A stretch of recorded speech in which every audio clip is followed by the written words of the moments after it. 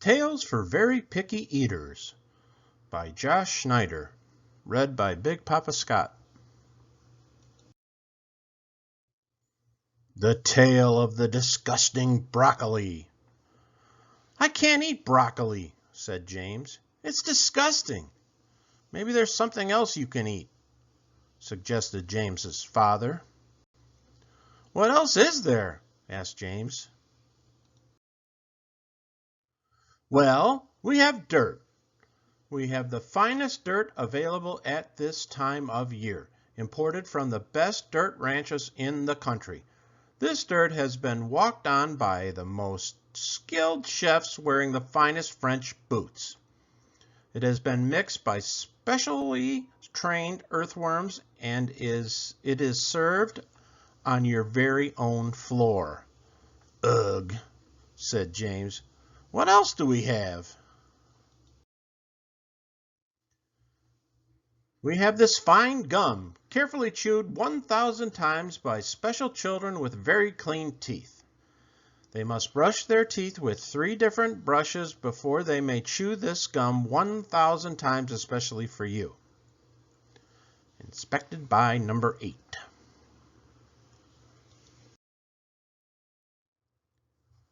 Or we have this very sweaty sock, soaked in sweat, sweated by the world's fastest and tastiest runner, who was fed nothing but apples and cinnamon for 3 months before running a marathon in this very sock.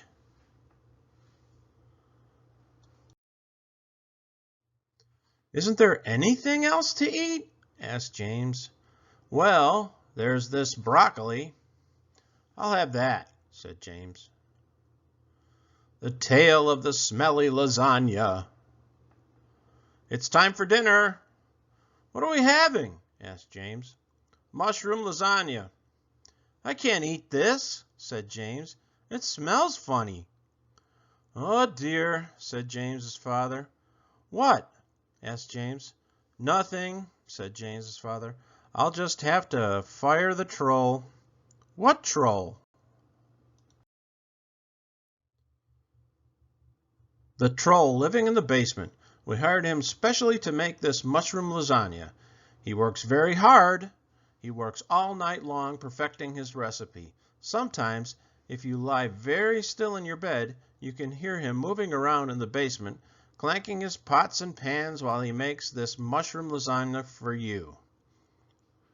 But if you don't like it, I suppose we will just have to tell him to leave. He'll be so upset. He'll have to go back to his old job.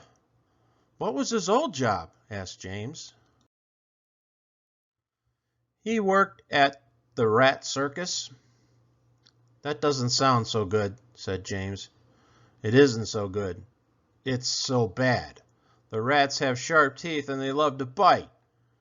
They will bite anything, but they especially love to bite trolls. And they eat his lunch when he isn't looking. Oh my gosh, said James. Well, maybe I can just try it. That is very kind of you, said James's father. He'll be so grateful. The Tale of the Repulsive Milk. Would you like some milk? Asked James's father. Blech, said James. Milk is repulsive and I won't drink it. That's probably a good idea, said James's father. Milk gives growing children strong, hard bones. Think of all the great things you could do with nice, soft bones. You could scrunch yourself up into very small places. You would always win at hide and seek. You could amaze your friends with amazing tricks. That sounds good, said James. Although there could be some problems, said James's father. You couldn't play kickball, that's for sure. You need strong legs to kick. But all my friends play kickball, said James. And you couldn't play baseball anymore either. You need strong arms to swing the bat and throw the ball. But all my friends play baseball. You will just have to make new friends, I suppose. Or you could stay at home all day. At least you could still scratch the dog. But you need strong, bony fingers to scratch, said James.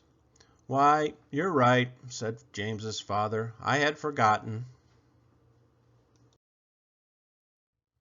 I guess I'd better have some milk, said James with a sigh. Well, if that's what you want, said James's father, and he poured James a glass of milk.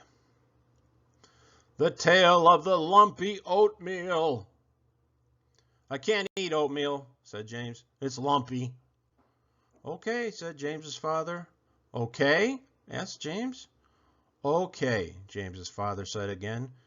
We just need to be extra careful from now on. Why? Asked James. Well, I got a great deal at the store. They were selling growing oatmeal. You can eat a bowl of oatmeal for breakfast and it will grow right back overnight, just in time for breakfast again. We'll never run out. It will just keep growing and growing. Wow, said James. But if we stop eating oatmeal, it will still grow a bowl a day. Before you know it, the oatmeal will outgrow the bowl. Really? James asked. And growing oatmeal has quite an appetite. It will start eating other foods. It will eat the leftover cake. But I love cake, said James. He looked at the lumps again. That's all right. And it will certainly eat the ice cream. But I love ice cream, wailed James. He prodded the lumps with a spoon. Oh, well. And we will have to keep a close eye on the dog because growing oatmeal is not a very picky eater. Can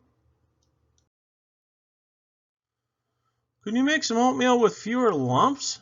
James asked. Why, certainly, said James' father. The tale of the slimy eggs. Eggs are slimy, James announced, and I will not eat them. Are you sure? Asked James's father. Yes, said James. You really should try them, said James's father.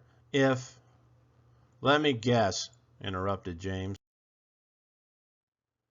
If I don't eat my eggs, they'll pile up, and then all the eggs will hatch, and there will be chicken overload. No, said James's father, no chicken overload.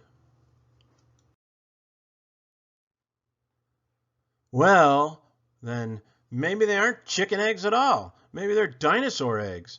And if I don't eat my eggs, there will be Tyrannosaurus rexes and Triceratops running all over the place. No, said James's father, no Triceratopses. Okay, then maybe you'll have to fire the troll because one of his jobs is to break the eggs.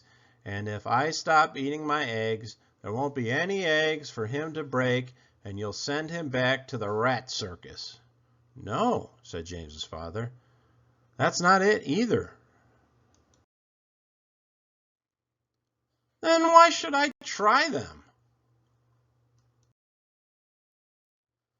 I was just going to say that you might like them if you tried them, said James's father. Oh, said James. Okay. Woohoo! The end.